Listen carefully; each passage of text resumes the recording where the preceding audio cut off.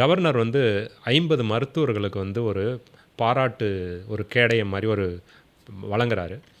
Thirukkural number 944 944 அப்படின்னு சொல்லி ஒரு திருக்குறள் இருக்குது. யாரோ ஒருத்தர் இது 944 குறள் என்ன அப்படின்னு பார்க்கும்போது அந்த திருக்குறள் 944 இல்லை. அதுக்கப்புறம் தேடுனா அந்த திருக்குறளே வந்து அந்த மாதிரியான குறள் வந்து திருக்குறள்லேயே இல்லை அப்படின்னு சொல்லி அது ஒரு பெரிய ஒரு சர்ச்சையாக மாறுச்சு. இன்றைக்கி நிறைய பேருக்கு ஒரு ஹேபிட்டாகவே வந்து நம்ம இப்போ கூகுள் சர்ச் மாதிரி ChatGPTயை பயன்படுத்த ஆரம்பிச்சிருக்கோம்.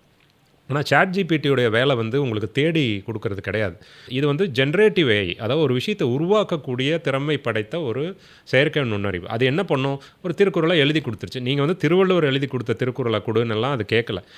இந்த மாதிரி நிறைய ChatGPT பண்ணும். ஏதாவது கேட்டிங்கன்னா அதுவாக தான் உருவாக்கி கொடுக்கும். அதனுடைய முதன்மை பணி. அப்போது ஒரு விஷயத்தை தேடணும் அப்படின்னா நீங்கள் வந்து ஒரு நார்மலாக கூகுளில் போய் தேடலாம். இல்லை உங்களுக்கு தெரிஞ்ச ஒரு தமிழ் வெப்சைட்டில் போய் இதை எடுத்துருக்கலாம். திருக்குறளுக்குன்னு 1000 வெப்சைட் இருக்குது.